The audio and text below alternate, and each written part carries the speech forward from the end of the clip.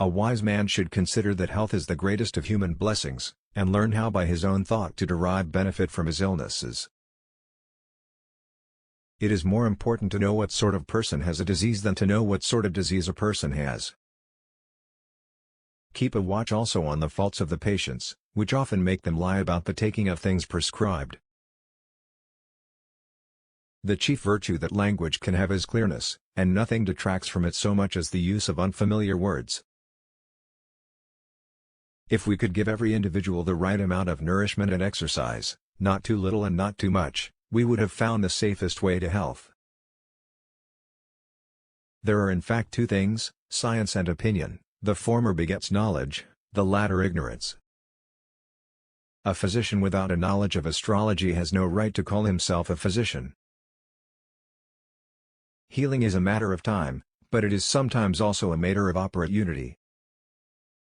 All parts of the body which have a function, if used in moderation and exercised in labors in which each is accustomed, become thereby healthy, well-developed and age more slowly, but if unused they become liable to disease, defective in growth and age quickly. For if a man by magical arts and sacrifices will bring down the moon, and darken the sun, and induce storms, or fine weather, I should not believe that there was anything divine, but human, in these things, provided the power of the divine were overpowered by human knowledge and subjected to it. Persons who have a painful affection in any part of the body, and are in a great measure sensible of the pain, are disordered in intellect. Cure sometimes, treat often and comfort always. Before you heal someone, ask him if he's willing to give up the things that make him sick. Life is short, art long, opportunity fleeting, experience treacherous, judgment difficult. Make a habit of two things, to help, or at least to do no harm. Let food be thy medicine and medicine be thy food. Whenever a doctor cannot do good, he must be kept from doing harm. Science is the father of knowledge, but opinion breeds ignorance. What medicines do not heal, the lance will; what the lance does not heal, fire will.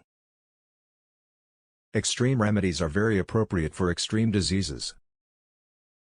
Persons in whom a crisis takes place pass the night preceding the paroxysm uncomfortably, but the succeeding night generally more comfortably. What remains in diseases after the crisis is apt to produce relapses. All the most acute, most powerful, and most deadly diseases, and those which are most difficult to be understood by the inexperienced, fall upon the brain. When in a state of hunger, one ought not to undertake labor. Cure sometimes, treat often and comfort always. Avoid sex in old age, because at this age it is safer to use other sources of pleasure.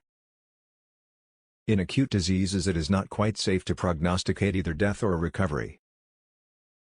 Burning yourself will always make you shine for other.